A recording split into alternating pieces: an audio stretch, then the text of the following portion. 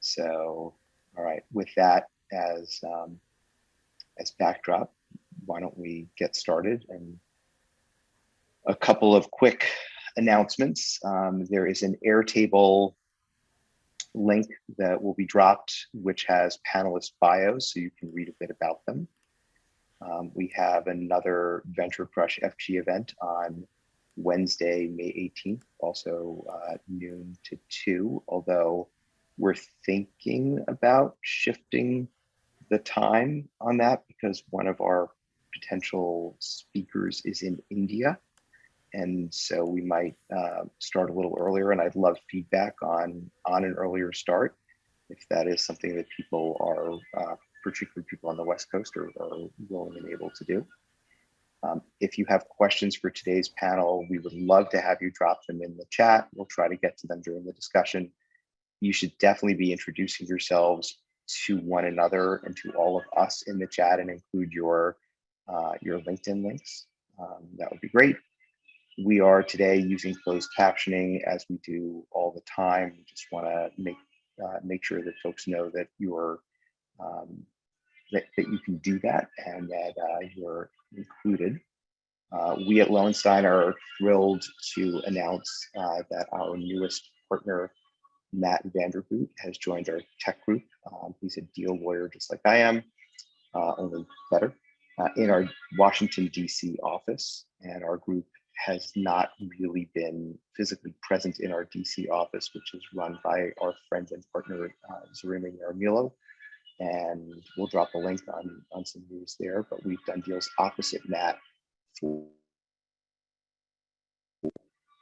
We also have our Venture Crush Africa Global on April 12th from 11 to 1 p.m. And we've got some info coming on that. So with that, why don't we get started? And I'm Ed Zimmerman, and on behalf of Lowenstein, Sandler, and Venture Crush, I want to welcome everyone. And Samara, why don't we start with you and a little bit about your background. You, I believe, have raised the largest ever solo GP Latino-led venture fund, and I don't know that it has been announced that way. So this may be the first time people are hearing that, and if there is another that is larger, we would love to hear that as well. But why don't you tell us a little bit about your background, your fund, and what I've just gotten wrong on my data? Yeah. Hi, everyone. My name is Samara Mejia Hernandez, and I'm a founding partner of Chingona Ventures. Chingona means badass woman in Spanish from Mexico, and that's what we're investing in, and we're investing in badass founders. My story started in Mexico. I was born there. I came to the US at a young age, so I'm an immigrant to this country. Grew up in a dual language, multicultural, low-income household, so that's the lens I've always brought to my investing style. I picked up math quicker than I picked up English, so I studied engineering. I'm an engineer by training. I worked on Wall Street for nearly a decade. After business school, I started at a venture fund here in Chicago and helped build it from the ground up. And then I saw an opportunity in the market going earlier in the Midwest, going with founders that didn't fit your traditional mold, and seeing the opportunity in some of the fastest growing demographics in the United States that weren't being catered to or funded by technology or venture capital. So I launched our fund one in April of 2019. We made 27 investments, and we just closed fund two. And yes, it is, as of right now, the largest. And it's crazy that it took to 2022 to get there. And hopefully we'll be seeing a lot more announcements for larger funds. And the reason why is because, many emerging managers, many managers with our background, we focus on sometimes only minority and women, or sometimes kind of all demographics like we do. But the check sizes are many times very small still. And so we need to be writing the bigger checks into these companies, to be leading these deals and really getting them to that next stage in their business. So I'm very excited to be here, and I'm very excited that Ed and First Close are one of our first LPs, literally in the first close, and been super supportive of us. That's very kind of you. And did you say how big Fund 2 is? Yeah, we're at 53 million. So is there a role that you particularly want to play in making sure that you are not alone at crossing the $50 million threshold there? And congratulations on the amazing achievement and the amazing gathering of capital. Yeah, no, I have a big part in Latinx VC, which is modeled off Black VC, trying to get more, particularly more GPs funded by LPs like you and others. I work with the Latinx community to bring up more people into venture and bring them through to partner to actually check writing roles. I'm getting involved in a lot of things outside of that. So working to get more Latinos on public company boards. So particularly, you know, obviously a lot of it is these underrepresented communities, but given my background and given the Latino community is one of the fastest growing in the United States and often overlooked, this is where my focus and interest lies. One last question for now. You worked at Goldman Sachs. I don't think you're the only VC who's ever worked at Goldman Sachs, but you were continually ranked top 5 in selling financial products. Can you just talk a little bit about the crap that you were selling at Goldman to make the world a better place? So Goldman, let me just start by, it was a great place for me to start my career. They were ahead of its time in a lot of different ways. But yes, I sold our financial products during the financial crisis when markets weren't performing, our products weren't performing. We were in the news constantly. And so, you know, that taught me a lot about relationship building. I was selling a product, but really you're selling a relationship. And a lot of that actually translates into venture capital when you're fundraising, when you're trying to get, you know, win a term sheet, when you're trying to get somebody to take your check. So I realized through that, I'm like, I'm making a lot of rich people richer. And it's you know, me coming from where we were under the minimum income, right? Like we were basically poor. It was a very interesting transition for me to be like, okay, I'm poor and now I'm making the richest people, you know, in the world money. And so how do I translate that? And so where I play now in my role is thinking about wealth creation in a very different way for our funds, for our LPs, for our founders. And so it taught me a lot. But yes, selling during the financial crisis, not fun. So let's go from things that are, let's stick with things that are not fun. And thank you for sharing that and for being here. Andre, I want to move to you next. So today we're talking a bit about branding, and obviously I'm going to assume, Samara, that part of what helped you sell was, of course, your own talent at selling, but also the Goldman brand being behind you makes it, you know, a different sales pitch. And Andre, the brand that you seem to be selling the most is Canada. And what is up with that? Yes, that's right. So, hey everyone, I'm Andre, founding managing partner of Maple VC. So hence the name. It's I'm sort of secretly waving the Canadian flag. And that's because that's where I grew up. So that's where the story for me begins. I grew up in a suburb of Toronto. I studied economics at the University of Toronto. So I went to school in Toronto. But my career was, you can think about it in 3 parts. I also started my career, Samara, in banking, but in Charlotte, North Carolina, of all places. So I went from Toronto to Charlotte, then to London. I did M&A and then debt capital markets. Knew pretty quickly that banking wasn't for me, your typical sort of analyst program. I was more attracted to the founders on the other side of the table, frankly, that we were selling or representing the sale of their company. And tried my hand in sort of the second phase. I tried my hand at starting a company. That's what brought me to Silicon Valley. This is in 2007. And I was trying to digitize. I was trying to democratize access to talent. The investment bank that hired me did not recruit in Canada, and I was the only Canadian hired at the time. And I kind of packaged up a recruiting sort of software product, like an enterprise software product, and sold it to the worst department you could sell it into, the recruiting department.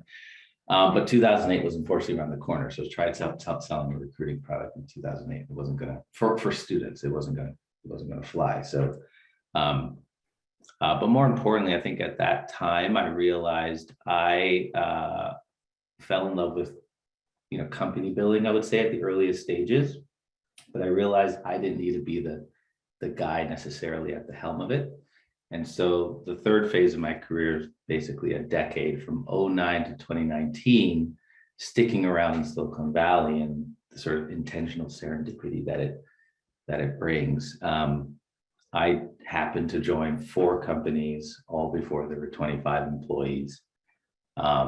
And I fortunately got it right 2 out of 4 times. This is where Canada comes back in. The 2 companies that I happened to get right was Uber and a company called Hired, maybe less known as it was acquired, but both companies I launched in Canada and other countries as well in the case of Hired, and other cities in the case of Uber. But in 2016, I started to get this, I guess, feedback from the market that, wow, your ability to pick companies and these founders really early is pretty uncanny, getting it right 2 out of 4 times so early in the most non-obvious days. And so I started to kind of study, like, were there any similarities between the both companies that I happened to get it right with? And both had a Canadian co-founder, Garrett Camp in the case of Uber, and a gentleman by the name of Matt Miskovich in the case of Hired. And so I started to follow that thread. And I basically, not many people realize this, but Canadians have created some of the most biggest companies in tech: Shopify, Uber, Slack, Instacart, Ethereum, Binance. The list is kind of between public and private unicorns. It's about $1 trillion of market cap. And so what I noticed was that none of them had a Canadian investor at the earliest stages. And so I said, that is my opportunity.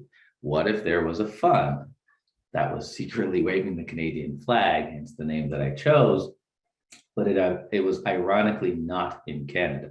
Could I see the next Toby, who is the founder of Shopify, and represent? Could I see the next Toby who happens to be in Canada? Shopify is a company that's based in Canada. Many of the others I just mentioned are not in Canada but have a Canadian founder.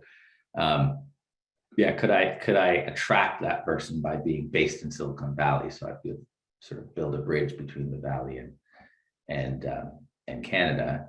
And then there's a bunch of, let's call them expats or the Canadian diaspora who've left. Could I capture that cohort as well? And many of them, like myself, have been at multi-billion-dollar companies, and they're likely to start some endeavors on their own. And so with that insight, on the side of my desk at the time, I did a fund 1 just to see if the thesis would play out. It was a small number, 1.2 million in 9 companies. And 6 of them went from series seed to series C/D at the moment. So I feel very grateful they're still going. But the eyebrow raiser is that they ended up with some of the best VCs in the world: 3 with Sequoia, 2 with Andreessen, 1 with Greylock, Founders Fund, Lightspeed, Insight, Tiger. And so those funds started to spend time with me, and they were like, how are you doing this? What's your secret? Why is your hit rate so high? And I said, well, don't tell anyone, but I'm just betting on Canadians. The trick is they're not all in Canada, about half in Canada, half outside. And so off the backs of those early points, I guess you could call it success, interim success. We still have to hope that these companies become enduring companies over time. I got the encouragement and confidence to go raise the vehicle that I'm investing out of now, which is Maple 2, and it's 16.5 million, many of which the institutions that followed on in those companies are now my LPs. Yeah. Amazing. And I just want to rewind for a minute, because you talked about working at Uber you were one of the first 25 employees at Uber. You were one of the first 25 employees it hired. You have a thesis about being among the first 25 employees someplace.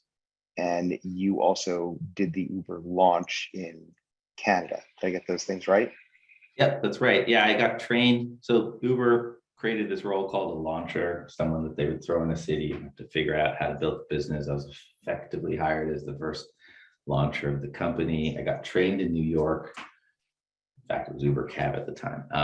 Got trained in New York. I launched DC with a girl named Rachel Holt, who's also an emerging manager with a $140 million fund out of DC called Construct Capital. And then sort of right place, right time, Travis was on a ramp, sort of a campaign, let's call it, of launching countries. So it was like, raise your hand if you're from another country, because we got to light it up. We got to light up countries.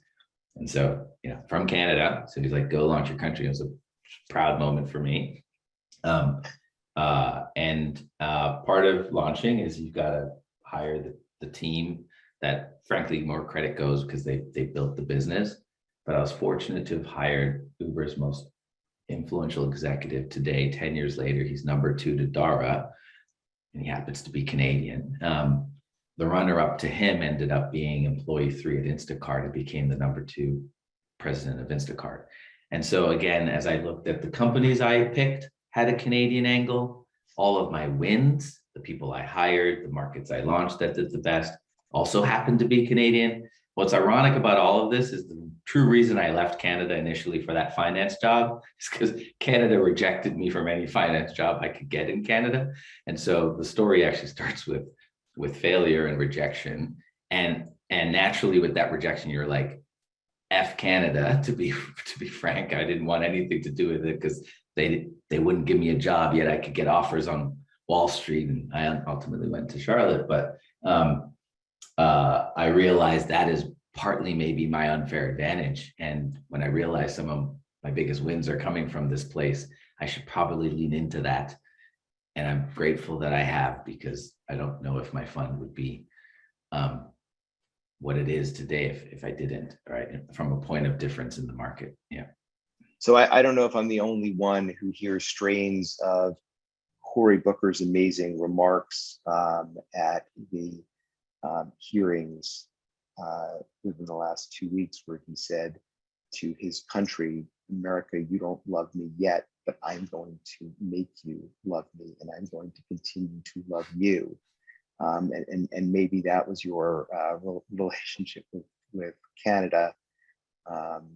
And we at Lowenstein also have this interesting Canadian thesis that I will just mention briefly. Please do. because Please do. it is a little atypical. So a while back we hired a woman named Stella Gore, who was an amazing, presented as an extraordinary candidate. And Stella was not only Canadian and had gone to Canadian law schools, but Stella actually, worked at a Canadian law firm and had been the national chair of the Black Law Students Association of Canada. And as a result of recruiting Stella, we very quickly were able to get her friend and colleague Storm McCopp, who founded and served as the president of the University of Calgary's Black Law Students Association. She holds 2 degrees from University of Calgary, and she was recently written up in their alumni magazine. We're dropping a link in the chat. And then that also helped us to recruit Ike Omaruna, and Ike was on Team Canada and was competing internationally in track and field. Silver and bronze medals have been won. Was an academic, all Canadian as well. Graduated summa cum laude from York University, and also picked up somewhere along the way a certificate at Oxford Said School of Business in fintech, including blockchain and crypto. And the three of them had worked together at Black Law Students Association of Canada and had leadership positions. So we have found an ability to attract extraordinary talent. And once you loop in with leadership in a student organization, there's a reason that people become leaders or founders and leaders. And so that's been a really interesting thing. So I know that we will talk more about some overlaps in our Canadian thesis. I will just add to that, saying that some of the biggest leaders across a number of industries happen to be Canadian from entertainment. Call it James Cameron, the biggest filmmaker of all time. He's Canadian. Warren Buffett's successor, a gentleman by the name of Greg Abel, who will be CEO of Berkshire Hathaway, hails from Calgary. Funny you mentioned Calgary. The president of Cambridge University, arguably maybe the largest, highest post you could have in academia, Stephen Toope, happens to come from Canada. And I started to notice these things, and it was like, geez, like, and tech is no different. None of those returns. I like to say Canada's most influential export is talent. It's people. None of the money seems to make its way back. So I have a mandate to have at least 50% of my LPs be in Canada, so that I hope that I have some of those next big winners in the next decades to come, that hopefully Canada will be able to reap some of those rewards, because it's a great country. Awesome. And because I have the benefit of working at a firm where other people want to be involved in creating these events, I also am better informed than I otherwise would be because of the research done by my colleagues on each of you. And I just want to shout out to my colleagues Rahul Devnani, Kate Moro, Ko Tran, and Brian Weisfeld, who did the research that enables me to sound well informed. Now, I do have another unfair advantage in that I diligenced all of you in connection with actually investing in your three funds and one company. So I do know a little bit from the diligence process. So, which leads me to ask my final question for you, Andre, and this question is a bridge to Phaedra as well, which is, when you graduated from your high school, did you and your friends party like it was 1999? I did graduate high school in 1999. And was there partying though? So it was there. There was a party. There was a party. Okay. Yes. And excellent. And Phaedra, why is that a bridge to introducing you? I was in Cuba in because I used to work with Prince. And I will just say this, which I think Monique will also know. I was fascinated by the Canadian thing because Mike Rapino, who runs Live Nation, is Canadian. Cameron, who runs Warner Brothers, I don't know if he still does, is Canadian. And so we used to joke there was like a Canadian music mafia. So it's fascinating to me to hear this in other places, because I'd be like, what's going on? And they'd all be like, I went to the Canadian Hall of Fame because I love the guy in Live Nation, and he got inducted at the ambassador's house in Los Angeles and so I was like, oh, I was at the Canadian Hall of Fame. I love that. I love that. Thanks for mentioning that. I love that. Now, Phaedra, when you say Warner Brothers and Mafia in the same sentence, that is actually very different than almost anyone else saying that, because you want to talk a little bit about Prince and his battle with Warner Brothers and your role in that battle? Yeah. Well, one, I want to be clear. I am not, I had no experience in music. There's some people, because like had amazing experience. I was like, no experience in music. I'd been an organizer. and went to work with Prince through a connection with Van Jones, who, if you ever watched CNN, is on CNN. And he introduced us. My favorite part about Prince is he would tell people I was his lawyer, though I am not a lawyer. And in fact, in his autobiography, they wrote that, and I asked them to correct it. And they said, we know you are technically not a lawyer, but he does introduce you as a lawyer. And I was like, I feel like Random House should fix this. But so I worked with Prince, and actually he did have an amazing lawyer, Rhonda Trotter, who's amazing woman. Really it was about a battle to get his masters back. He'd been in a long battle to fight for his masters, and there were some changes around the way the law worked, in that people domestically could get their masters back for very specific terms.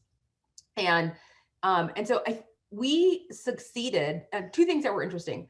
One was, I thought he desired to be free, but really he desired to be recognized. So I thought the goal was to leave Warner Brothers totally, but really he wanted an office at Warner Brothers. He wanted to still work with them because he felt like it was a place he had built. And so the nature of the deal was more about freedom to control his music than it was about actual separation for Warner Brothers, because we got the ability to separate. And then he said, I still want to work with them. So basically, when you, on music, there's two sides of a recording. There's the actual master, which is the recording, and then there's the other half, which is the publishing. And so Prince owned his publishing, and he basically had a royalty on his masters. And he decided that he really just wanted the control of the music. And so we worked with Warner Brothers, which is under a confidentiality agreement, so I can't tell everything. But the thing that was the most helpful to me was, one is, we were in a meeting with someone at Warner Brothers who actually ended up liking a lot. And he said, we want to exploit the music. And I just thought that was so, for me, transformational. I was like, oh yeah, you want to exploit it. Like, we don't have to pretend we're in some good relationship where we are trying to figure something out that meets both our needs. Your desire is to exploit. And that's not how they meant it, because of course I'd never been in the private sector. And so they were like, no, this is the terms. I was like, yeah, you're exploiters. and so we negotiated a deal really because one, we were inexperienced. And so we just did everything that we thought we could do. Two is, Prince was at a place in his life, which I actually think he was before, but we got control of his publishing, where before it had been with Universal, which meant that, and they knew he would do it, we could just shut music down. So like, we took him off Apple, we took him off all these places. And so the nature was, we were like, we could just stop you from making money at any place. And I think they thought we were so stupid and didn't know anything and didn't have any relationships, so we didn't care. And Prince was in a place in his life. And so our real leverage was, by controlling the publishing and no longer going through Universal, we could stop any money from being made in perpetuity. So the only option was to negotiate a deal, because otherwise they couldn't make any money. And so I worked with Prince to do the masters, and I was on maternity leave actually at the time. And so I had planned to go back to the nonprofit I was running. And then he was like, no, this isn't how it works. We don't get the masters back and then you go back to work. Now you work in music. And it was a really good learning lesson for me, really to work with, I think, one of the most brilliant minds of our time. And also someone who believed in liberation at all cost. Like, there was no rational thought in the point he was in his life, which is, it was all about liberation. And I just think that it was a really important learning lesson for me, in terms of just pure unadulterated, like, freedom. Like, there was just, he used to, when anytime I would kind of falter and care about something, he would send me the song, We Shall Not Be Paid, or We Shall Be Paid, that just goes over the same refrain over and over and over again.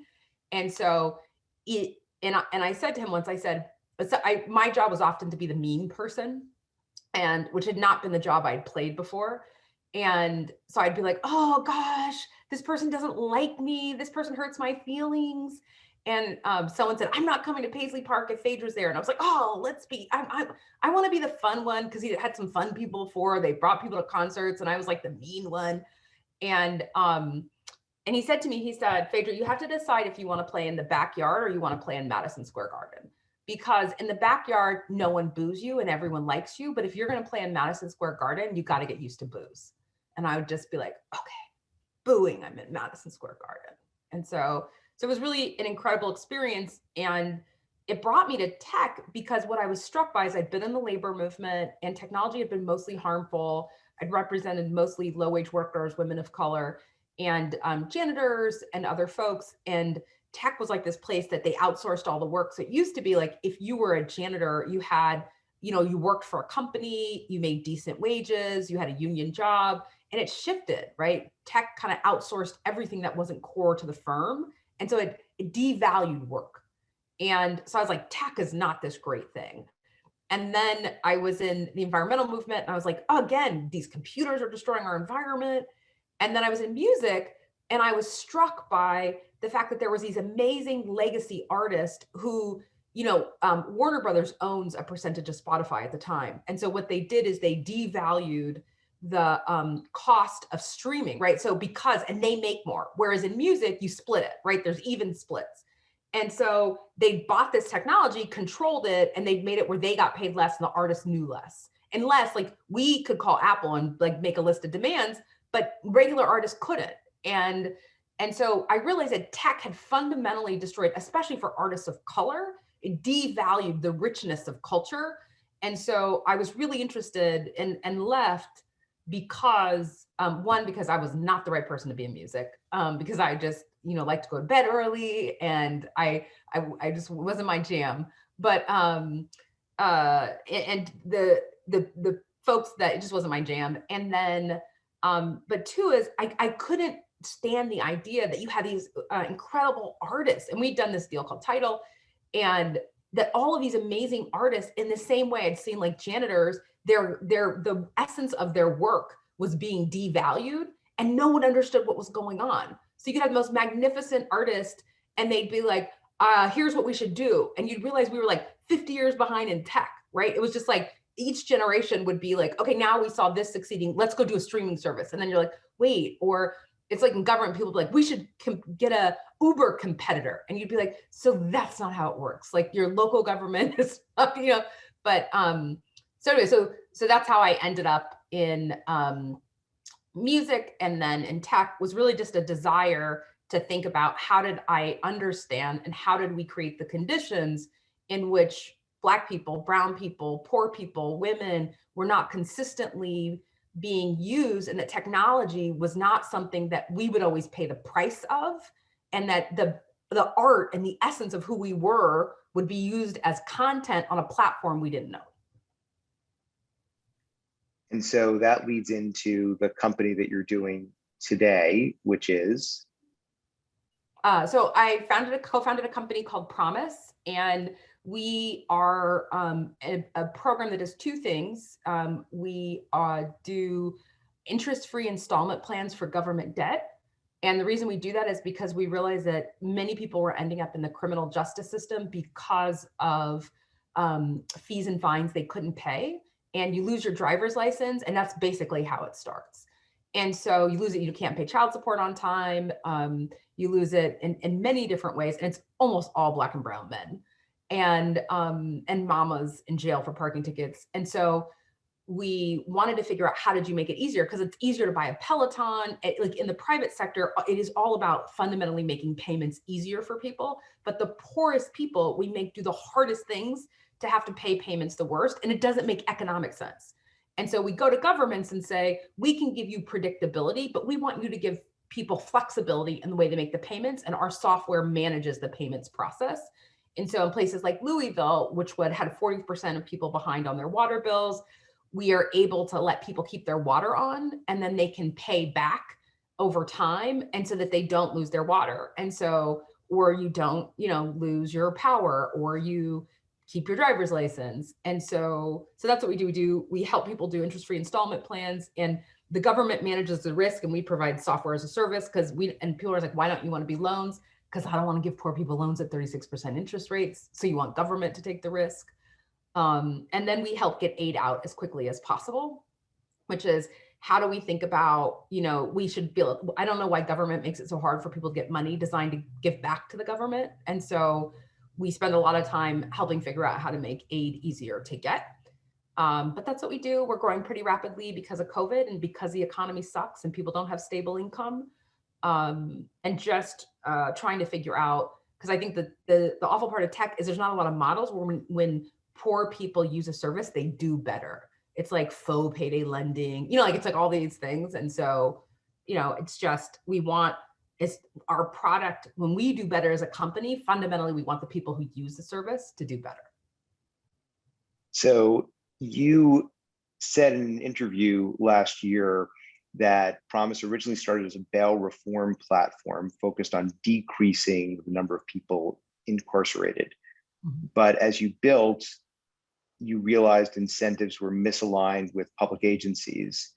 And you talked about sitting in a meeting, and I'm quoting here, with someone in a state that will remain unnamed, Alabama, while an agency official bragged about keeping someone incarcerated pretrial for years due to a marijuana arrest. And so when you hear that, and then you look at the comment from Andrina Mizet, and I apologize if I've mispronounced your name, which I probably have. She wrote, "This is amazing. I work in legal services, which is public interest law, and our clients absolutely need this." How did you reconcile that and change Promise so that your misalignment isn't problematic? Yeah. Well, we made the pivot because I don't think there's a venture market in doing well in jail. There's not a venture market. So we could build a good business, but we would never change the nature of the way the system operated because the incentives are off. Sheriffs mostly run jails and they get paid per person per day. So their incentive is to build a fiefdom and get more and more people in jail. And you can't sell a product to people who don't want the solution. And that's why policing works and monitoring works, because that's what people actually fundamentally want, getting people incarcerated more. And so we just decided it wasn't the place for us. One, because we were in places where they wanted to keep people incarcerated and we wanted to get people out. And so our incentives were just off. And so we wanted to understand how you could build something in which our incentives were aligned. And quite frankly, we liked the clients, because part of the problem was like the meeting in Alabama we were at, it was literally like Boss Hogg from Dukes of Hazzard, if you ever watched that show. And I walked out. I couldn't even do anything. I just walked out. And thankfully I had a colleague with me, but I just was like, oh no, I knew I couldn't handle myself besides saying anything inappropriate and rude. So I literally was like, I need to go to the restroom, and I just never went back. And so I was like, that was the best thing I could do. And so I just went back and I was like, we can't do this. Any efficiency we create for the system will ultimately cause harm. And so we only can do things that actually are helpful. I'd run revenue at a company that's a unicorn. So I was like, if I'm going to do something different, I'm going to do it well. And so we were in actually Oakland County, Michigan, looking at their FTA, failure to appear rates, and the highest FTAs were people with a suspended driver's license. And so that means that the system deems them as the highest risk also. And we looked at who they were, and it was like people, and we've been in New Orleans, we've seen people incarcerated for parking, not paying parking tickets. And so it just was like, how can this be that we are incarcerating people because they are poor? There's no other reason that we're not except incarcerating people because they're poor. And so we went to Oakland, California and said, what happens if you can't pay a parking ticket? And it was like 1910. We met with the mayor and we said, and they said, okay, so you need to come into our office, which means you have to take time off work. You have to pay for parking. Then you have to bring your taxes to prove you're poor, to pay them interest. Then you have to owe at least $500 to put yourself on a payment plan. So it means I have to wait until my fee has escalated into such a rate that and then I have to do all those things. So we said, okay, that seems crazy. And of course they brought out 8 people who do the enforcement, and they were like, are you saying you don't want these people to have jobs? And I was like, absolutely. And they're like, I feel like government can do better. So they refused to work with us. So we actually scraped their system, which in ways I feel like only those in tech have the hubris to just scrape systems. And then in the beginning, we did take risk because we wanted to show these systems that you could make it easier for people to pay and you would have a higher repayment rate. And so we did it in Philadelphia, Denver, and Oakland. And then that's how we then could go back to governments and say, look, we let people pay us back. We build features based on what they tell us. And we also learned things like at the beginning, we were using Stripe, and at Stripe, if you pay at, if you put yourself on a payment at 10 o'clock on the 15th, they could only take it 30 days later with 10 o'clock on the 15th, unless manual intervention. So what we realized is it wasn't just government systems that were this way, but even the best technology solutions were built with the assumption that people had money all the time and the same amount of money every day and the same time every month. And so, so we ended up, because it just seems counterintuitive that payment systems for government are built for people who pay instead of being built for the people who struggle. And we now have a 93% repayment rate. We work all over the country. But the problem is government still sometimes wants to be punitive, right? Like we are having a fight in Virginia with one of our clients and they're ready to do water shutoffs. And we're just like, you actually make less money, but it's just like those old instincts of, like we're like, look, you're going to decrease revenue by 14% if we do this. And I think we'll eventually convince the CFO, but it is interesting that is the natural instinct of an entity that's supposed to protect people. It truly inspiring, and you can also see this in the comments. I just want to underscore one thing, and then we're going to go to Monique. The misalignment. So there's an amazing book, super powerful book by Michelle Alexander called The New Jim Crow: Mass Incarceration in the Age of Colorblindness. And I would recommend that everyone read it a couple of times. In the book, Alexander juxtaposes excerpts from the SEC filings of the for-profit, publicly traded incarceration-related businesses with statements about the impact that the original edition, the 2010 edition, had on the daughters of the men who had been justice involved. Because when Phaedra, when you said that, we penalize people for being poor, we incarcerate people for being poor, my view is that we incarcerate people for being Black, and the poverty is concomitant with that because of other things that we systemically do. And so we've basically eliminated a huge portion of the Black male in particular demographic, taking them out of the workforce, and taking them out of other parts of civic life. And hearing them say in their SEC filings, we make more money when more people go to prison, and knowing that, how these things are working, it is an enormous misalignment. And I appreciate the work that you're doing. I do just want to say, I do think it's important that we talk about private prisons, but I think we also have to make sure to know how structurally the rest of the system works, right? That it is not just like the private prisons are the worst, but it's government saying, hey, we're giving up our responsibility to the private sector. And so I just want to, I think we should be clear that the fact that government imprisons people for not paying something is fundamentally broken, right? And so it isn't just, which I totally appreciate and agree, the private prisons. We should be clear, to your point, the structural nature of imprisoning people. And if you even, anyway, so I could talk about this because it's what I think all of us who have family, right? Like, who are in the system, or we watch this, and I just hope at some point, as an entrepreneur, that people start companies because it bothers them. And so when I was running revenue, it was always shocking to me that it was like, how do we have valet parking in San Francisco? How do we have dog walking? Those are the problems for some people. But what I appreciate about you, Ed, and I appreciate about the entrepreneurs and the people on this call is like, we need to create the space in place for people whose problems are not dog walking and valet parking, so that companies are created that are about the things, like the things that we care about deeply. And so. Yeah. And so let's do a very quick shift to avocados and bees and music and Perth Amboy. Monique, any of those things ring bells for you? They all ring bells, Ed. I first want to, I want to thank you for doing this. Every time I'm on one of these, I just learn so much and I get connected to so many amazing people. So I'm just so grateful for not just the people tuning in, but Andre and Phaedra and Samara for just even taking their time, because all of these conversations happen to empower solution.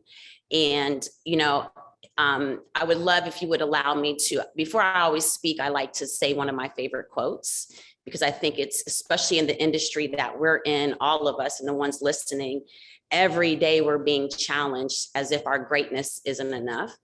And so one of my favorite quotes is Maya Angelou.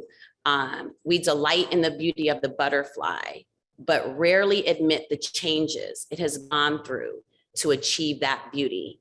And for me, that particular quote kind of sums up my life and the particular adversities I've been through all of my life and all of the cocoon phases I continue to go through. I did grow up in Perth Amboy, New Jersey, to what some people would say the luxury income-based projects, because we had an upstairs, downstairs, to a single mom. I'm the oldest, so kind of have always taken leadership role. My mom worked 3 jobs sometimes, was putting herself through school.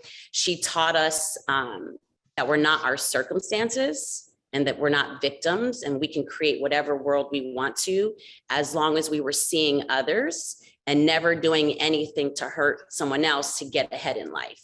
And so that foundation is kind of what allowed me to kind of navigate through life with integrity, but also never just trying to win for myself, trying to win for us all, because I don't believe in the idea that if one of us wins, we all win. It's like, no, actually one person just won.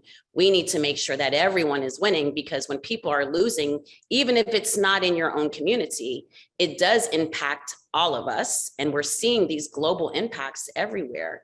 And so we moved to the Midwest when I was in high school, which was a complete culture shock for me. I grew up in North Jersey, where we're on trains to the city, we're across the bridge from Staten Island, and we're seeing all types of culture. And not just types of culture, it was not abnormal to be on one block in New York City and have a millionaire and someone who was houseless. And yet somehow everyone could respect each other and everyone could cohabitate. So that's the world I knew. That's the way we grew up. My mother was, her parents were immigrants. And so my mother is Russian and Greek. And then my father is French and Indian and Black. And so I only knew one way of life, which was inclusive. And was very disappointed when we moved to the Midwest to hear my first racial words come to me. I didn't understand what a zebra was or why they were calling me a zebra or Oreo, and was really, really distraught of the differences of the East Coast versus the Midwest, and thus was kind of thrusted into this life of judgment, which became kind of like my biggest fear as I'm trying to navigate through all these difficulties.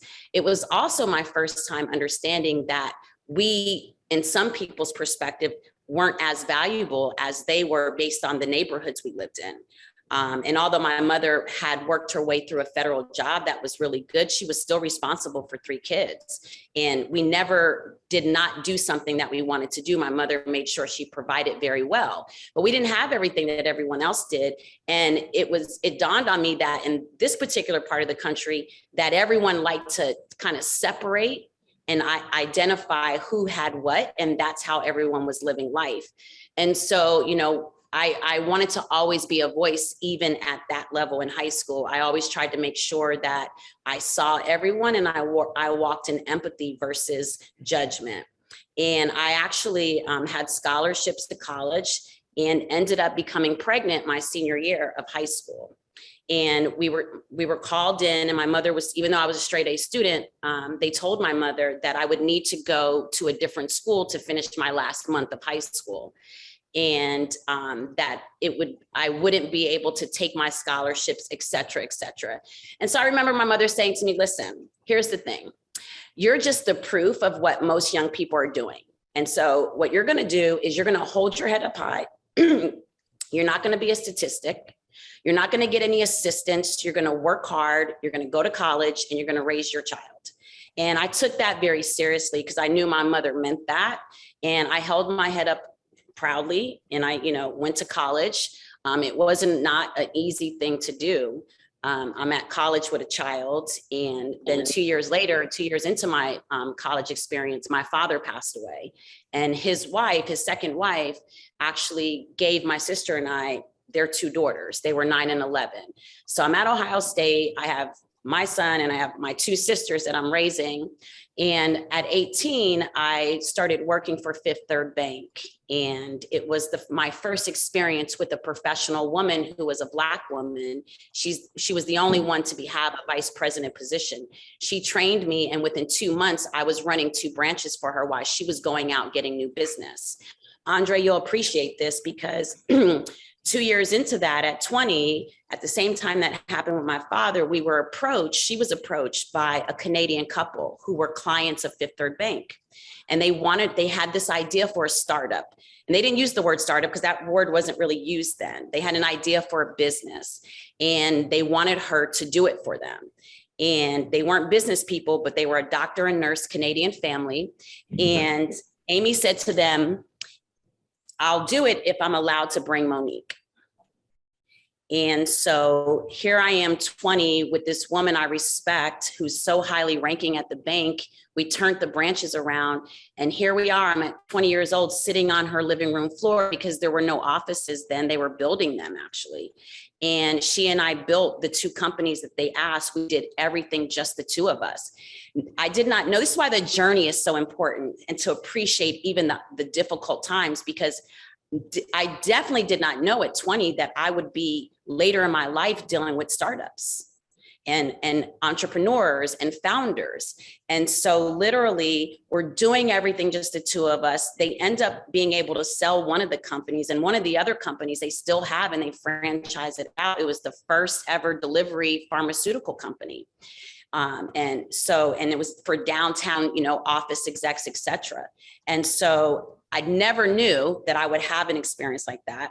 And then I get recruited by USA Today while I'm still at Ohio State.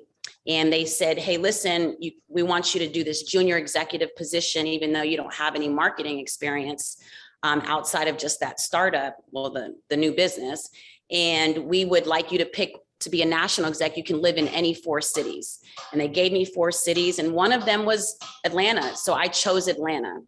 And it was the most beautiful experience. It was the first time outside of New York City that I was able to see people of color on a big level doing their biggest dreams. And it inspired me. And I understood that I did not have to ever limit myself in my vision. And the day I started at USA Today, I was 22 years old, and they were interviewing an older woman, and it was the vice president of USA Today. And I'm like, oh, are you hiring a secretary? Look at the bias that I had, right? And so she said, no, actually, that would be your boss. You're a junior executive, and she's going to be a senior executive nationally. And I'm like, oh, I want that job. And she laughed. And she said, you have to have 25 years experience. You have none. And I said, well, maybe that's the perspective that you need, right? Maybe that is a perspective, but what I can tell you is that I will learn everything and I will work really hard. And so she took that serious. And here's another woman. This is my second woman who I said something and they're like, oh, bet we'll feed into you because you said you want to be this. And so I had, that was a really important thing for me as I'm learning and growing. And so I go to Arlington, Virginia, where USA Today's headquarters were at the time. And literally one of the co-founders, Tom, and the C-suites on both the editorial and advertising side, it's like 10 or 11 people. I'd never interviewed like that before. It was for 5 business days. It was super intense. And for whatever reason, I was blessed and they gave me the job. And so I was able to work at a #1 company on my terms in a position that I didn't qualify for, but I had the audacity to ask for. Because what I did know is that I wanted it and I wanted to learn. And maybe I would outwork my colleagues who were 50 and 60-year-old Caucasian men who were very, very comfortable in their position. And so was there for 7 years. 2 years into my job, I realized growing up in this city, one of my oldest cousins was a concert promoter. So very early in my life, I was around music at things we shouldn't have been, very underage, but we're a family, a music family.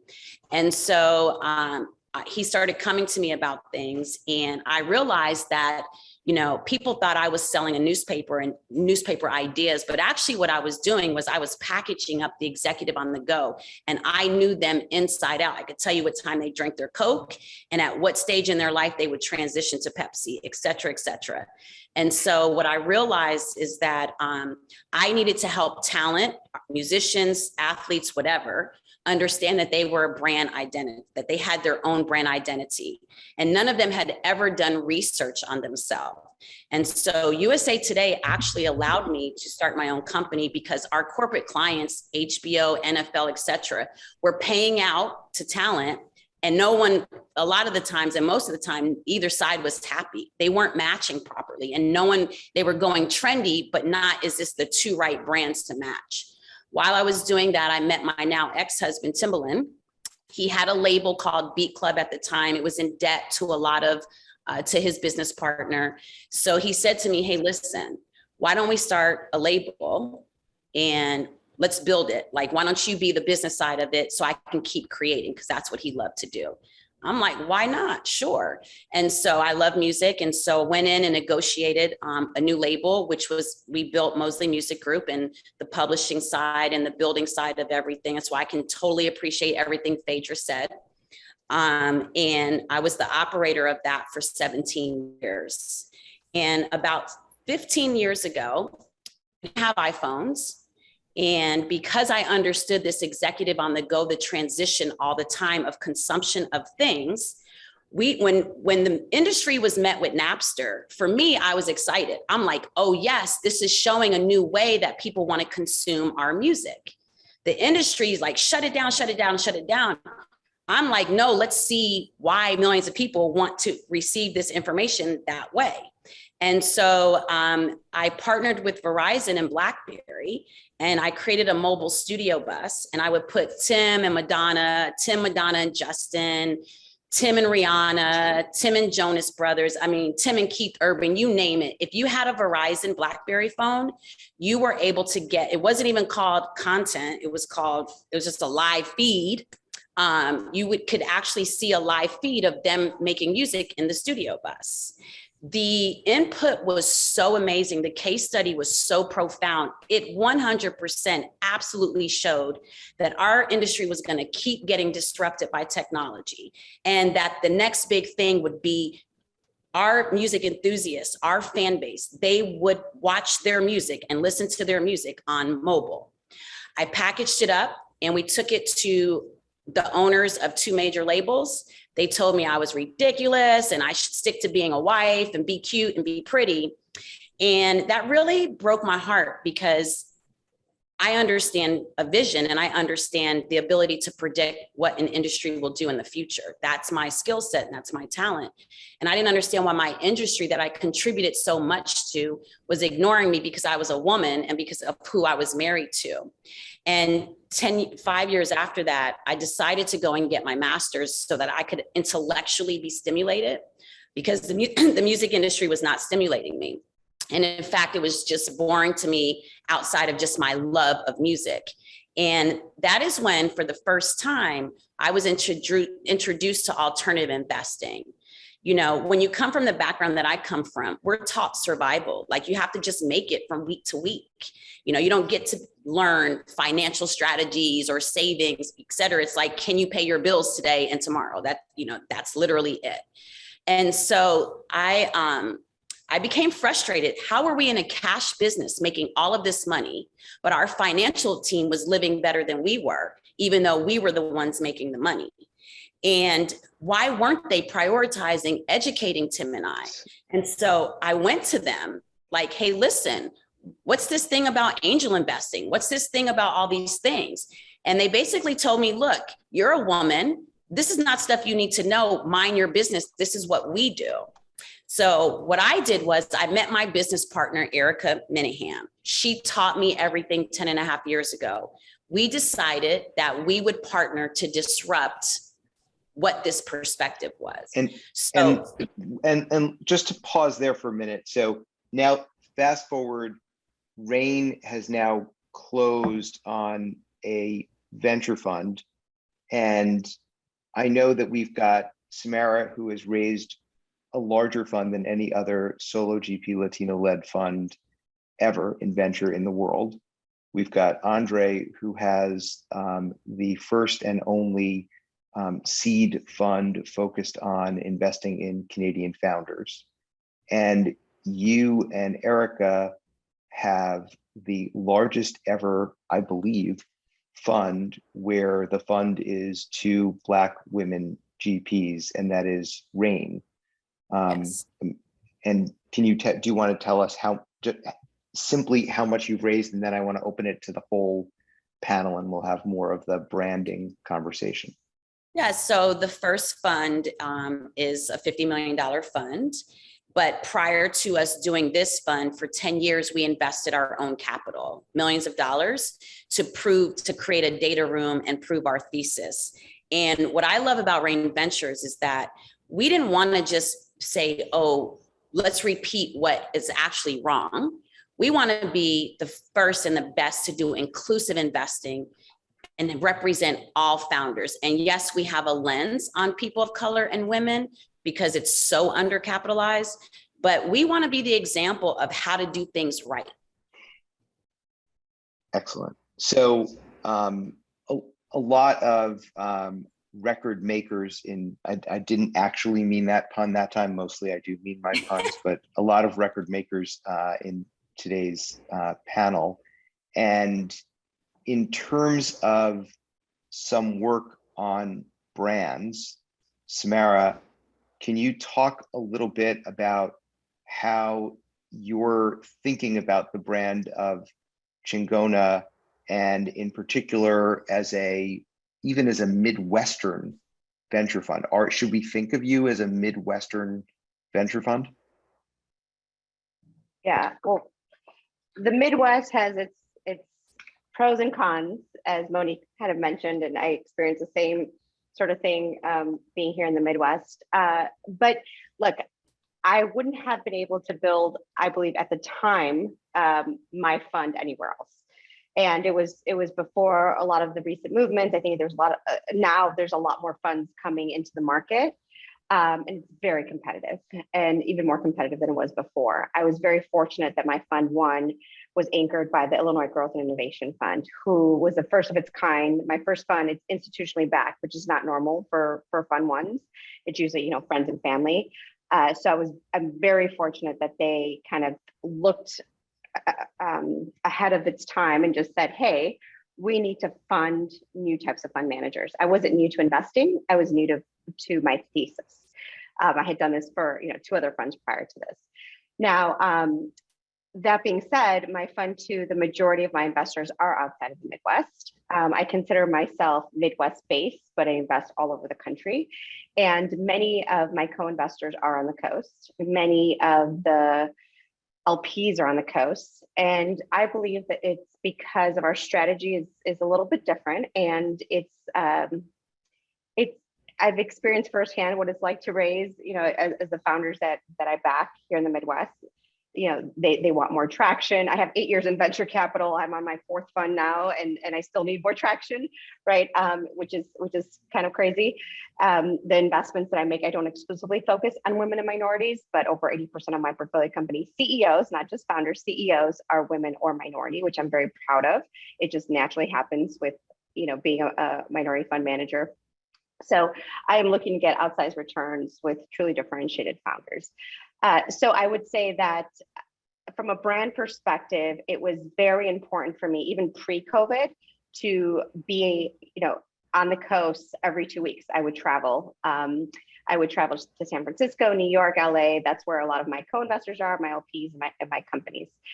Now, COVID actually, and being on Zoom actually helped with this because people were moving back to the Midwest. They were moving kind of all over the place. So you could raise on Zoom. I was already comfortable with funding over Zoom, but you could do more of that and quicker.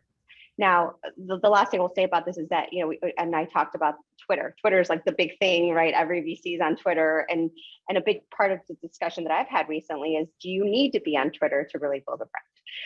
Some fund managers have raised exclusively on Twitter, great friends of mine. And for me, I am trying to really find a balance of definitely having a presence, but I'm certainly not on it every single day. Or do I consider that part of my, what I'm naturally good at? We talked about brand as being your holistic self. And as, for instance, on the fundraising side, LPs, obviously you can talk about this a little bit more, but they would reference co-investors, they would reference Andre, they would reference people in our at Kaufman Fellows. They referenced somebody that I interned with me 4 years ago that I didn't even know, right? And so it's the brand online, and it's the brand really offline of how you've helped the founders, how you've backed them, how you've helped people in the industry, and what people say about you offline. Because sometimes people could have a big presence on, say, Twitter or other social media presence, but might have a very different brand offline.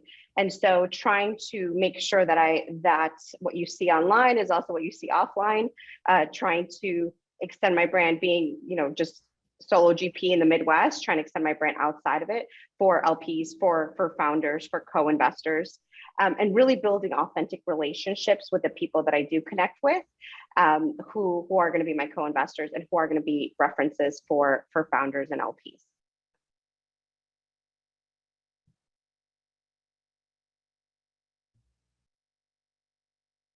Sorry, when you're doing that brand building, and I'll point this in particular at Andre, and Andre, you can also respond to Samara's comment there, but there's a timing thing as well, right? When you go public with what you're doing, how much disclosure to make. And Monique can, for instance, talk about her background today, now that she was featured on Undercover Billionaire, and that she's been widely, recognized as a major success. It's a little harder to do that earlier. Andre, one of the companies you worked with that was a failure, or at least I think of it as that, has resurfaced in the news a decade later because of a company called Fast that is winding down. And it's a company called Color, which about a decade plus ago raised $40 million pre-launch from Sequoia and others. And just so that we're all level set, a dozen years ago, 40-something million dollars was about one of the largest fundraisers you could have. And in the press, the one of the senior partners at Sequoia said the main reason that Color received difficult feedback is they made a big splash announcement with not a lot to show for it, and they had to therefore iterate in the public eye, which is really hard for a startup. What did you learn from you were only there briefly, you were junior, wasn't your fault, but what did you learn from that experience that was so different at Uber, and how are you translating that elsewhere? Yeah, what did I learn? So my role was in marketing or product marketing, and I did learn how these founders are able to raise the sums of money that they were able to raise from arguably some of the best VCs in the world. And but yes, you do have to back it up with execution over time. But that's a positive thing I learned of the founder's background, serial entrepreneur, had sold a company to Apple prior, a vision that was larger than life at the time. Ultimately, it was to become a version of what Instagram became, but pre-Instagram. So the vision wasn't sort of wrong. It was maybe ahead of its time, and an ability to attract a wide range of incredible talent. I mean, you have those three things. You could woo some of the best investors in the world, and so that is on the positive side. Something I learned on maybe the constructive side, I would say that the product, we iterated in a bubble. It was actually color, so you guys know, it was a way to share or instantly create a network with those who occupy the same space at the same time, all by taking a photo. A little creepy because those in 150 meter radius of you, if they had the app, the photo would automatically appear in your phone. And so we played with it within our 30 employee office, but no one thought to play with it with others outside. And so there was initially a multiplayer use case from day one. But then when Time Magazine writes about you and everyone downloads it at 2 a.m. in the morning, what's the single player mode? There was none. And so folks were like, what the hell did they get $41 million for? This app doesn't really do anything. I mean, it's important to iterate against your customer set. And it was just, I guess, maybe a little unfortunate that we were such in the public eye, because not everyone is. And I think there was a lot of promise there. But, ultimately product market fit, we didn't get it. We didn't achieve it. So to all or any of you, how do you feel about holding back announcing funding? And this is a conversation that there are a lot of seed stage, pre-seed, Series A companies on this call today. And a lot of them do think about, do we delay the announcement? Do we not announce our funding at all? How do you folks think about that?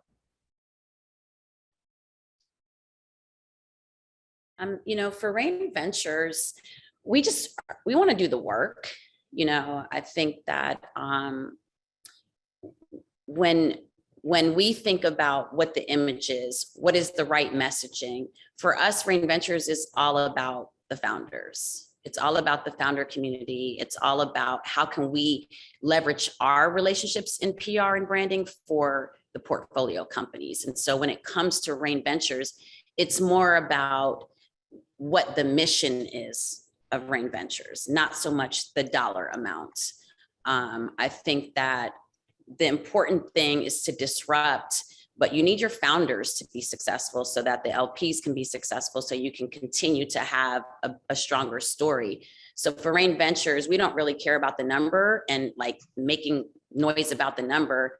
It's more about, are we doing what our thesis says? Are these founders getting the support outside of the check that they need? And are we sticking with integrity to our mission on behalf of Rain Ventures? And so I think anytime it comes to branding, it should be more about what the work is versus kind of the number side of things. And if it's a true LP and they want to be a partner, you have to give them all that information anyway. So, they'll go into your data room. To back that up on the work, I think when both a startup, or I advise my startups, should they announce, or when I thought about announcing my fund, I think when your message or your mission can resonate with a larger sum of people, but then has the product or the service to back that up, at least in its early stages. I recall at Uber, we weren't big enough, or no one cared enough to write about us in a national press release. But when we launched each city, Travis was genius in that he would actually never call Uber an app. It was like, we are rolling out an alternative, a transportation alternative for the city. There's taxis, there's trains, there's buses, right? And there's Uber. And so we mattered to the city. And so until we had enough cars in that city, at least in a particular neighborhood that we could claim you could get a ride within what was our brand promise at the time, a ride in 5 minutes. then it made sense to start telling that story. And so I think when your mission or your product or your brand can start to resonate to an audience that sort of elevates or at an elevated level, either a city, a community, even a neighborhood, et cetera. Yeah, you should start telling that story, provided it has something to back it up.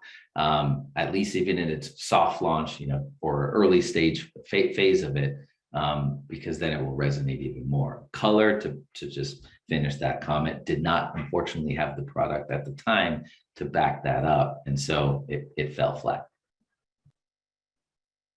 I would also say, there's a lot of like PR in our space in tech and right, like the fundraising rounds, you have a fund, but you don't actually have a fund, but you have, and I think for me, I was very conscious of, even with my fund one, to having everything set up. So I didn't technically announce until I did a final close, like till after, I think it was like 4 or 5 months after I did my final close, where I knew I had money to actually invest, where I knew I had an internal system where I could handle the amount coming in, because part of my whole thesis is making sure is changing the way we think about venture capital, and from the process to how we source, to the experience that founders have. Not everyone's going to have the best experience with us, but at the minimum, we want to be transparent in our process. We want to get back to you, right? We want to, accept both warm and cold intros. And so having that framework, for me, maybe I overthink things, I don't know, but I wanted to make sure I had everything in place before I actually made an announcement. I know there's a lot now with like people announcing stuff, they don't even have the first check in, or they're not actually writing checks. And it hurts a lot of our founders, especially minority founders, because they have to overcome all these challenges. And then they're speaking with, a couple of different people that don't even have checks to write. So that's, I think, one piece of it. I think the second piece, though, is sometimes there's a lot of branding, but without actual substance behind it. I think Andre spoke about this, but with my companies, I invest in pre-seed and some seed. And so we actually think about when is the right time to make a PR announcement. It's not necessarily to the point around, the amount. Yeah, they've raised 5 million on nothing, but like, what can they, if they put a PR announcement now, right? Can they handle the amount coming to the app? Do they have an app in the first place? Is this the right time? So a lot of it is really positioning the company or the firm for an outcome of like, what do you want to get out of it? And sometimes we wait until they release a beta version of the product to make sure you drive engagement to the platform. Sometimes it's they just closed their round, and of course, or not close their round, they closed a round, a couple months ago, and they're about to raise their next round. So they do a PR announcement to then start raising their next round of funding. So I think I'm going through this right now, but it's like, do you, yes or no? And then if you do want to do a PR announcement, and what is the ROI? What is the goal? Do you have substance behind what you're building to actually, handle some of these requests? So I think it's kind of just more broader of a strategy. These are great questions, and I've got one for you, Phaedra. But and to your point, Samara, for First Close Partners, we put up a website because we were in conversations and deploying capital, but we did not want to do anything in the public eye. And then Mac Conwell tweeted about us, which meant that all of a sudden we were getting a lot more inbound, which was a really good thing. But we had to react kind of quickly because we didn't want to, until we had those systems in place and until we could figure out a way of being equitable in sourcing cold versus warm intros. Like Andre was referred to us by a senior partner at Sequoia who thinks the world of him. And then it turned out like lots of people in our network thought the world of him. It's great to do the warm intros, but it's also really important to do the cold. And sometimes you don't get to, manage that. And Phaedra, I know you spent a bunch of time thinking about this and you didn't announce your fundraise. Yeah, and I think it actually was the wrong thing to do. And so it's interesting to hear people's perspective. We've raised about 50. We never usually announce our raises. and from some of the best VCs out there. Yeah. From some of the best. I wish you should have announced from first round to, like we've raised And I think it was a mistake for me because, and Ed actually pushed me on this. He was our counsel on our last deal, which we announced almost a year after we took the capital. And the reason is because there's just so few Black women stories of raising from traditional venture and raising a lot of money. Howard Schultz did our last round, and we have 40 million in the bank. We haven't even touched the capital, most of the capital that we've raised. And so I think it was a wrong thing for us. We sell to government, so like most tech press has no impact on our work.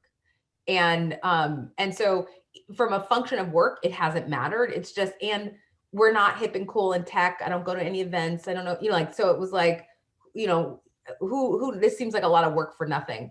But Could I interject and say, could it be helpful for talent, hiring talent? This was the point, which is helpful for talent, helpful for, and just because the company is, doing relatively well. And so the narrative, I was talking to someone who has a big podcast and he was like, start saying words like ML, AI. And I was like, I think those are stupid and we don't use it. It's like, you need to for talent. So I do think that making announcements, especially for women and people of color, is important.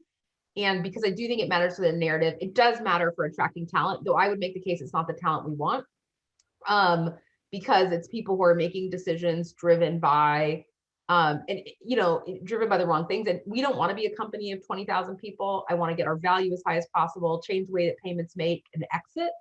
So, like anytime someone's like, oh, we can't wait till we have buildings with your name on it. I'm like, oh, you're not going to work out here. Like, we're trying to have 100 employees. We're mamas. This is not our goal. And so we didn't make the announcement, which I think was a strategic mistake. I also think for the market, it was a mistake because we raised, I think, at like 500 last year, though we could probably raise it billions at this point where the market is. And so it wasn't the right thing, I think, to do.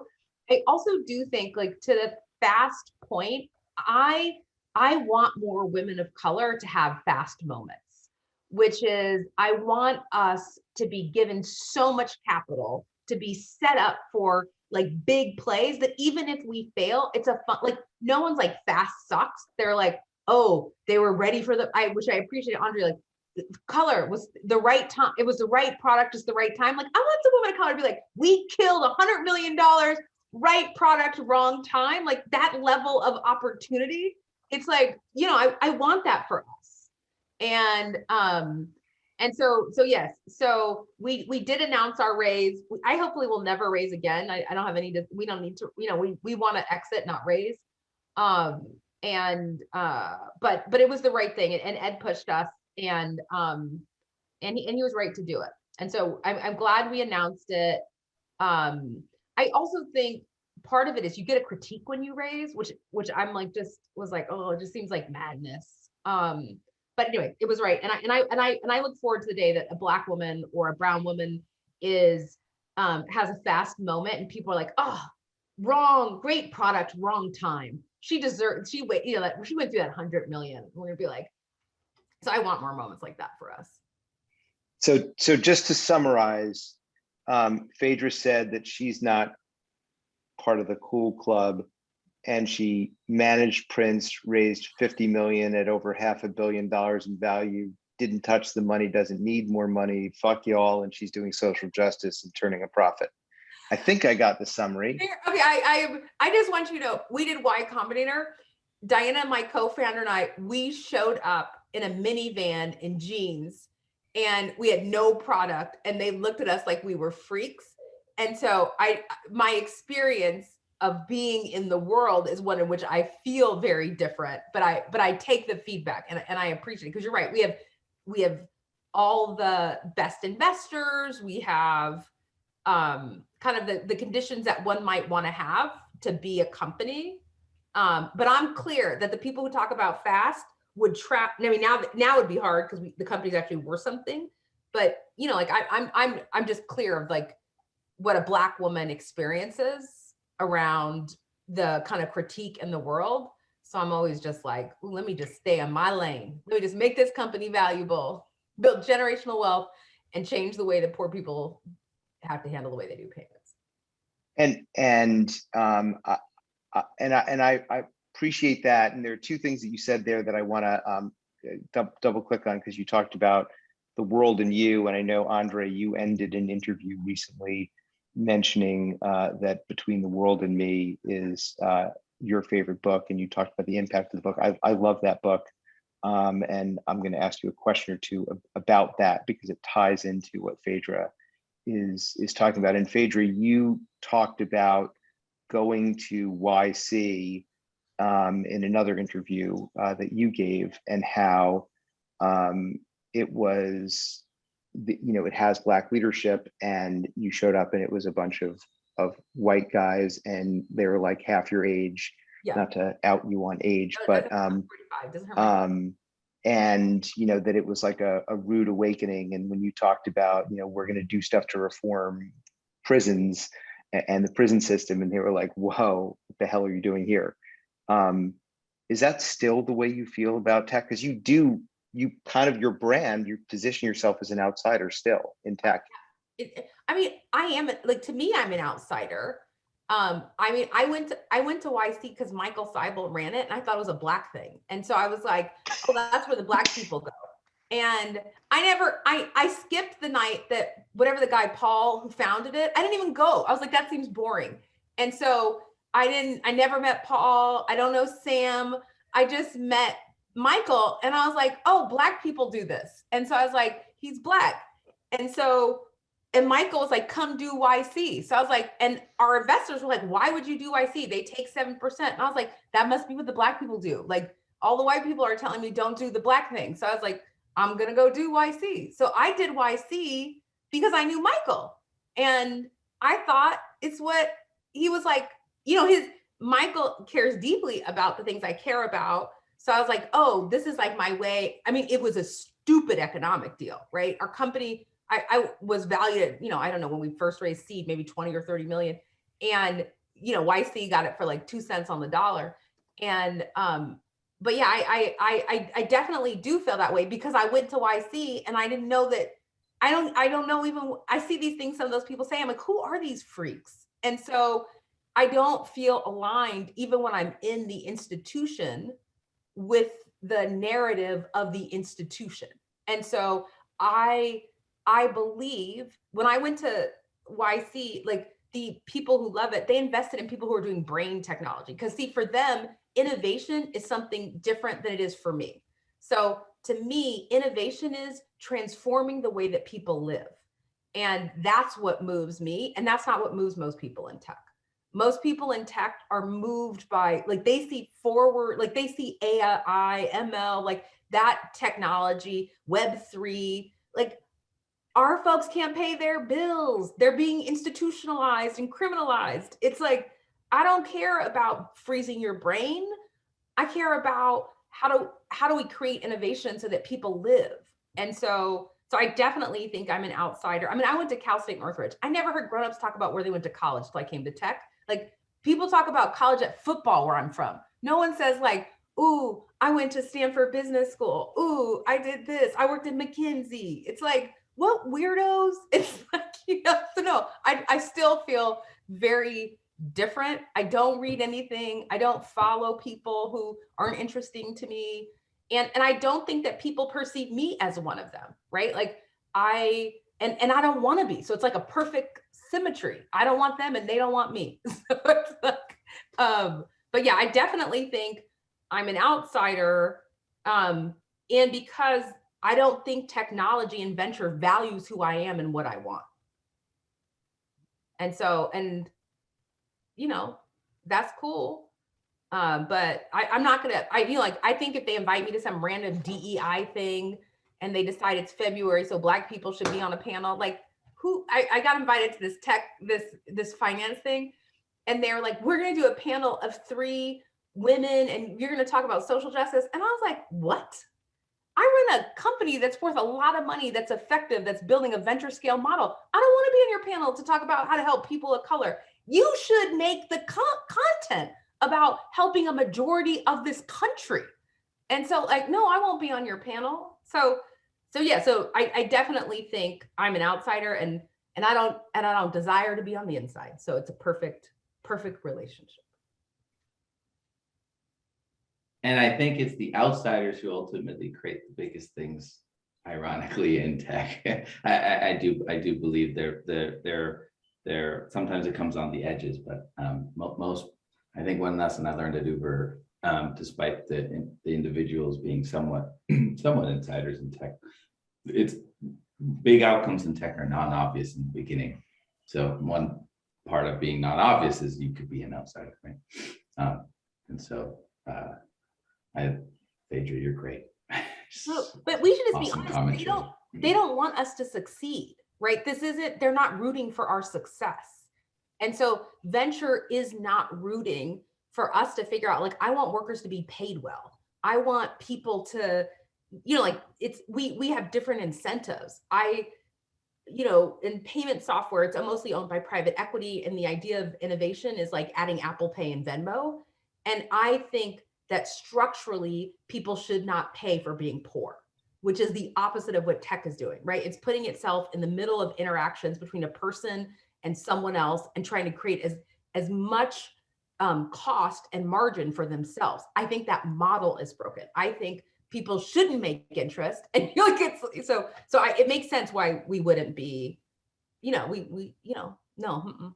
I won't be at the. And by the way, Phaedra, Shirley Chisholm's family contacted me because I made this quote on, yes, we were told we have to find a seat and force ourselves at a table, but I've always walked to my own tune, and I've always believed I'm always going to create my own tables, and whoever believes in that type of integrity and that type of equity for all will come. And it's not that you're an outsider. We are disruptors for the right things. We are not driven by money. We are driven by a conscious capital, a social impact for all communities. And yes, we can all be profitable, but it should never be at the cost for others. Mm-hmm. And it should never be at the cost of this earth, because we actually need all of this in order for all of us to survive. And so I like to say we're not outsiders. I like to say that we have integrity, and that we are actually challenging ourselves to challenge the systems that are not for all people. Mm-hmm. I think that's right. And Andre, you talked about this because you've written that venture is all about looking for outliers, and being an outlier and having an outsider's perspective. If you're the only blank in the room, then that is powerful. Do you? Yeah, that's right. Yeah, I mean, you said it. I think so. I happen to grow up in factually one of the most diverse cities in the world, but I happened to go to private school. I was very fortunate to go to private school. And so within those circles, I was the only, or you can count the Black folks on one hand. And so I guess I'm very comfortable being the different person in the room. And when you're the different person in the room, you start to see different things. You have a unique perspective, and sort of trains this ability to go against the grain, if you will. And I didn't realize it at the time, but I think I was sort of trained to look for outliers. And I get very comfortable being around the thing that everyone sort of is maybe at our arm's length with. And when I reflect back to the companies I joined, even take Uber, when most of my friends and family were like, why the hell did you join a taxi company or a limousine company? Funny enough, 5 years later, they were like, why did you leave that taxi company? And so it taught me also you need to find your own level of conviction, because most people aren't going to agree with the bets that you make in the earliest moments, which is the moments I tend to gravitate towards when now being in the job of backing founders at that moment. And so yeah, I think being a person of color has actually made me ironically a better VC. And I hope that will show up on the Forbes Midas list one day. Because yes, our job is to find outliers, and I'm proud to be one Yeah. And I want to talk for a minute about something I don't think we talk about enough in venture, which is for whom are you making money? And the alignment. And, you know, Samara, you talked about this with like the majority of your LPs being on the coasts, even though you're a Midwestern based fund and you are doing non-consensus deals. Like I think there's a deal in Nebraska where you were the lead. And Phaedra, let's start with you, and then Samara, I'd love for you to jump in, but managing your cap table, is that something you want to talk about? Yeah, that's fine. So Ed is our lawyer, so he knows we kicked people off our cap table. And we kicked one firm off. And the reason we kicked them off is because the investor of they're a large fund that's pretty successful, had said things that were both racist and sexist. And I was uncomfortable because I believe we're going to win having them on the cap table. So they had pro rata rights, but we were prepared to defend the right of the company and myself to not have that type of investment. And so we talked to counsel about it. And then we talked to them directly and said, you know, we're not going to do some big public thing. But what you said is both racist and offensive. And the investor said, here's all the reasons why I don't. I'm just saying things and blah, blah, blah. And I just was like, cool, racist and offensive and not ever part of who I've ever pretend. Like I've always been who I am. So you know who I am, you know how I'm going to show up, you know what I believe in. And so we're not comfortable taking capital from you. And so we'd already decreased it the last round. And we are unusual, I think, probably as a company that we've never really gone to the market. First round led our seed, K-Por, Rock Nation, like a couple of things. We've never gone to the market. Our investors have continued to just up. And to build Trenchard's credit, who's at first round, he was like, I'll write your deck. And I was like, I don't need to do this. And so we just made a decision that I believe our company is going to be very successful. And I don't want the narrative of him having any part in our success. And I don't want other founders to think he helped us create a vision of a world that he benefits from. And so we declined. Now I will say they were surprised because I think people, and I'm clear on my privilege in that I could say to an investor and know my world would not fall apart, you are racist and what you said was racist and offensive. And I knew that my feelings might get hurt. People might not like me, but that's why being an outsider doesn't hurt your feelings because you're just like, cool. But I knew my company wouldn't be harmed. And so I recognize that as a privilege. But yeah, we said, no, thank you. And to their credit, which I didn't think I'd ever be giving them credit, we talked to them about buying them out because we knew our current investors would purchase what they had already done. And they have been trying to work really hard to not get, to make the case that they can recover from what they've done, just to keep their current investment. Because, you know, I'm like, I don't want to have a public fight, but it would be a fine public fight for us to have. And I don't think it's a public fight they want to have. And so, yeah, so we decreased it last time. And this time we just totally declined their pro rata. And again, Ed was great. And our rest are investors. But the one thing that I said to Ed is this person said publicly racist things. And he thought, and I think we were talking like there'd be some affirmation. And I just want to say we have only gotten critiqued for it. And we have an entrepreneurs all the time who ask us to make introductions to that investor. And so even though to me, it's like, I'm like the twittering people, like, you know, all the twittering people, I'm sure they're like, oh, great. But it isn't as though tech said someone has said something consistently racist, consistently sexist. We are going to stop working with that person.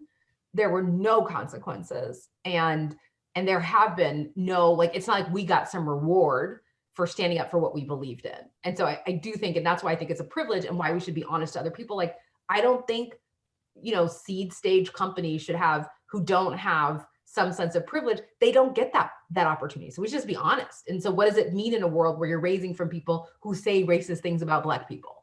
And so I just think we have to be honest about the world in which people find themselves. Yeah, and the way I think about it from just the equity perspective is, and this is a big reason why I don't only invest in women and minorities. I don't believe that we need separate buckets, because those two separate buckets are going to have different funding levels. I don't think that, just women should invest in just women, or just minorities should just invest in just minorities, because the way we think about it, the way it is today, is that all the money is held by a certain set group of people. Now, there are people that just have those strategies and they have a thesis and why it works. For me, I'm thinking about it from sometimes I'm the only woman on the cap table. Sometimes I'm the only minority on the cap table. Some of my companies, I joined the board because I'm the only one that represents the customer base. I'm on a Series B company where I invested in the pre-seed. I typically get off at the seed, but they have no moms on the board, and it's a company that focuses on selling to moms for their kids. So, and all studies show that, diversity on the board helps you succeed, but also having the voice of the customer. So I think from my perspective, it helps win deals. It helps understand their market in a very different way. But even on the LP side, investors coming into our fund, I was very intentional about this. I advise a group here in Chicago called Angeles. It's a Latino executives, where they're accredited investors, but their first time to investing, in startups or even to funds. And so I lowered the check size because my check size was a little bit higher than they were comfortable with at the time, but also had, a very kind of open, honest conversation of like, what does it mean to invest in a fund? What's the liquidity look like? What is a capital call?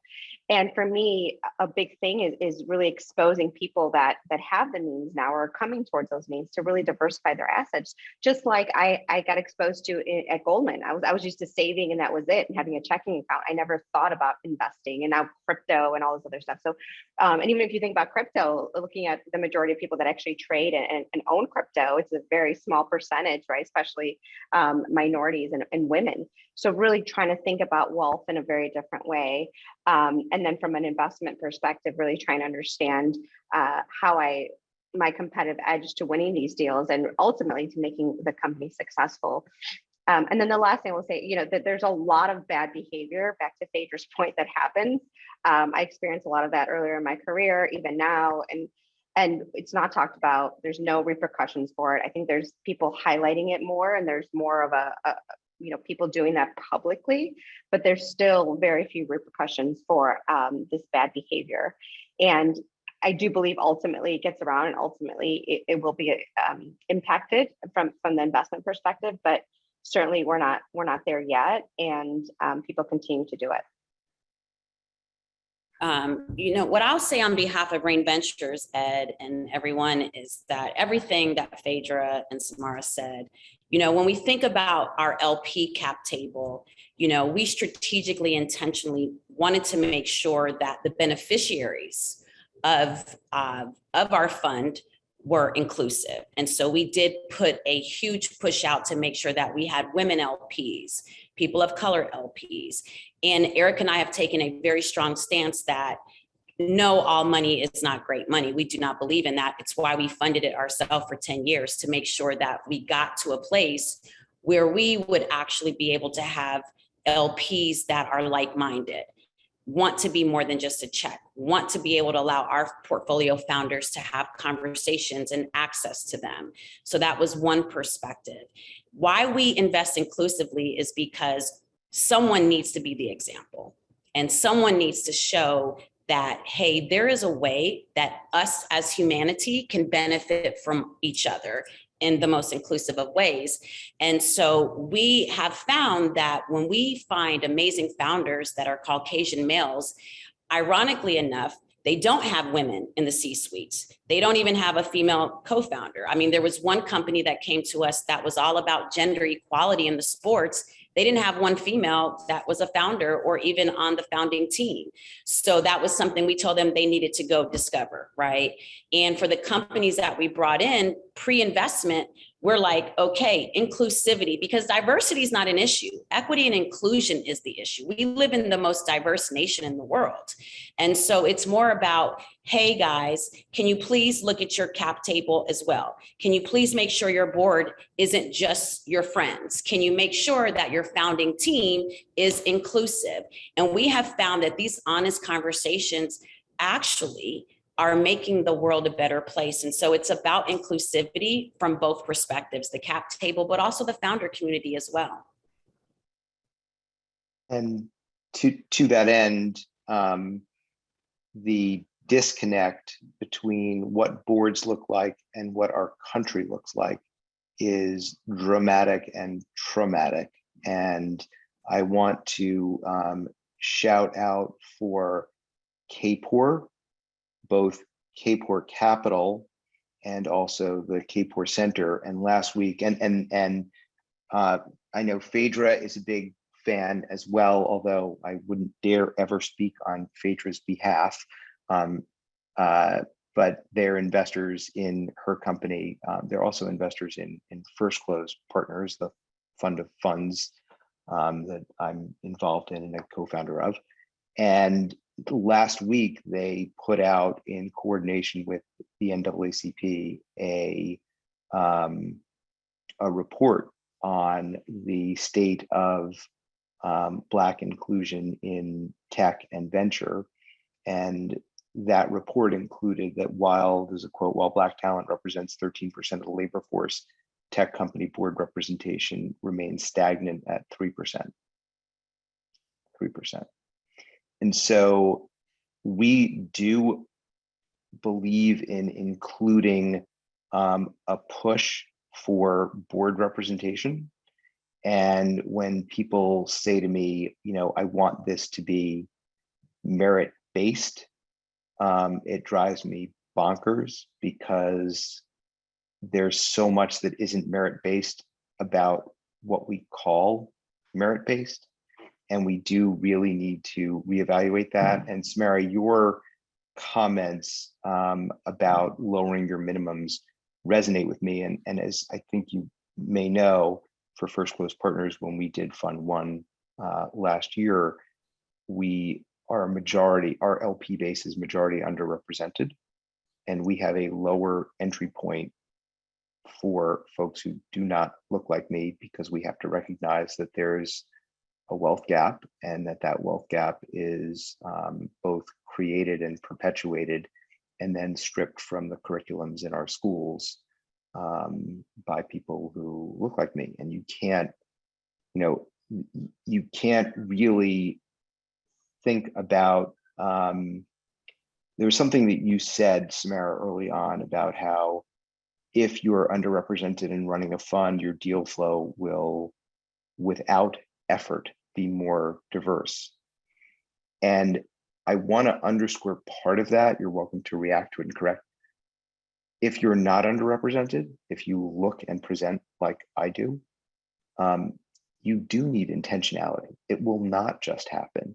And saying that it just happened coincidentally does not actually help, because we do need to move through the world with intentionality on our side. That's a role that I think it's important for us to play. And, Ed, what I would like to add to that is that, we on the other side, the Samaras, the Andre, myself, we love to be the first, because most of us are the first of everything. And we have intentionally made sure that we're not the only one. And so as a collective group of people, we all have to be intentional. Just because I'm not of this culture, or of this gender, or of this age, does not mean that I have the right to sit in a room and not be aware that everyone is the same in the room. We all have to put that mirror up, remove the bias, and make sure that every single thing we're doing, even from a founder perspective, what consumer base are you going after? Make sure that you are going after inclusive consumers, and not just one particular gender or, target. Yes, a target that's different, right, for a brand, but meaning that you are being inclusive in your messaging and your conversations with your consumer. And from the business side, us as investors and LPs, we have to be able to challenge everything that's in front of us. And when we stop challenging is when we are not doing any good to the fund or to the communities that we're a part of.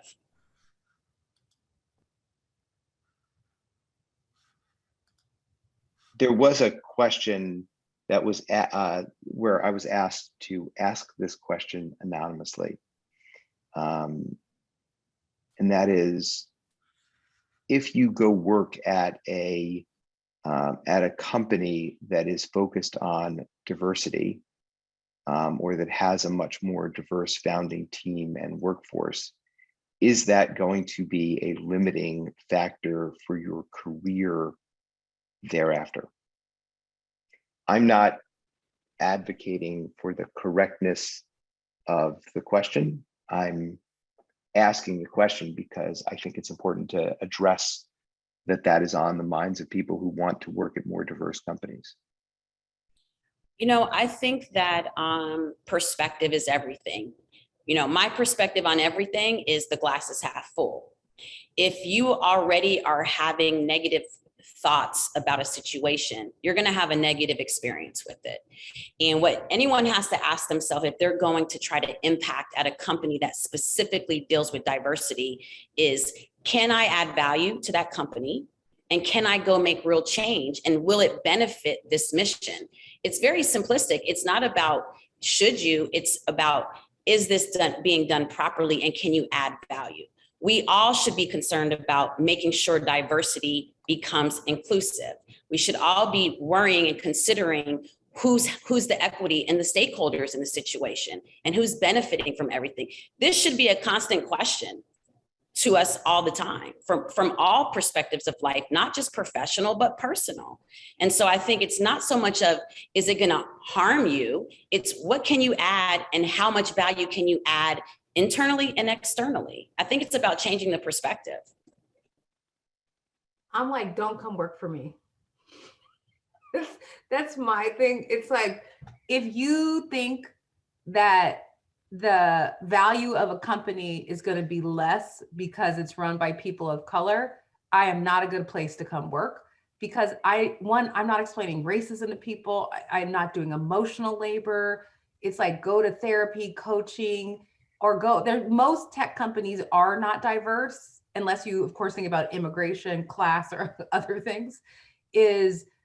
But you just like, I don't have a critique of the question. I just want to be real, which is, I don't want someone to come work at my company who thinks that the value of a company would be less because diverse people run it, because it means they're not going to I need entrepreneur people who want to run their own companies, who think that we are the best option for them to build generational wealth. And so they are going to run as hard as possible to do it as quickly as possible in a way that we can all be proud of. And I just think if someone's like still trying to figure out if Black or brown people can run companies that are worth money, we're not the right place. So that would just be my answer. Don't come work with us. And I just think that, I wish I was Monique. I'm like, yeah, I wish I was Monique. Listen, Phaedra, this is about, using wisdom, experience, but also just as we're asking for and demanding equity and equality, I also put myself in the shoes of others all the time. I think that we actually don't do that enough. Yeah. And I think that part of our problem is that we're not listening and then we're not executing. We keep talking, everyone's talking, yet no one's listening. And only a tiny percentage of us are actually executing. And so it becomes this cycle of people just wanting to hear themselves. That's actually, it's this person's anonymous question. But the real question is, where are we sitting with our integrity as human beings? Why do we keep thinking that one particular type of person is not valuable or one other person is more valuable, And I think that I've probably miscommunicated a piece of the question, because I don't think it was going to a company where the founders are diverse so much as going to a company where the focus is on Right. diversity. That may not change the answer. And I do think that one thing I'm taking away from this conversation is that your brand, your personal values, and your integrity should be much more unified than perhaps they are, and perhaps they have been That's in right. tech. And when I think about Andre, for instance, I know, Fund 1 was $1 million and change. Fund 2 is, I think, 17 million. And your portfolio, at least at year end, or maybe before year end, was at 2 billion in value. That's not the value of your fund, but that's the value of the aggregate value of the companies you invested in, which is astounding to be part of that level of value creation. And that's just as important a part of your brand. Yes, I want my brand to be known for two things. We have the highest at-bat to home run ratio.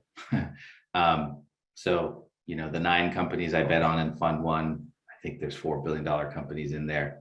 And we'll see if that's true, which keeps my 50% hit rate from my resume through to my managing other people's money consistent. And then Fund 2 is somewhere around 22, 23 companies. Not sure I'll have the 50% hit rate, but we'll see. Yeah, I do want to be known for the same hit rate that a Sequoia would have. And then second is just these enduring companies. At the end of the day, that's what we are trying to make a big impact in, and I want to be associated with, dare I say, category defining companies in any given category. Fortunately, Canadians have been either one of the winners, and so that's my wedge in. One day I will, and frankly, I have bet on founders who have no Canadian ties whatsoever. But you got to start somewhere. You got to have a wedge. You got to own a niche, and then I'll kind of go from there. But that is, that's the goal. And I know I'm going to connect you to Stella, Storm, and IK after this. I want to thank all of you. I also want to thank my colleagues who did the research, Rahul Devnani, Kay Kamoro, Koa Tran, and Brian Weisgold. And I want to thank our amazing Venture Crush team at Lowenstein Sandler, Jenny Amador, Angela Brondum, Katie Baby, Caroline Doherty, Brittany Harlos, Betty King, Ginny Wagner, and Carrie Fisk, who runs our group.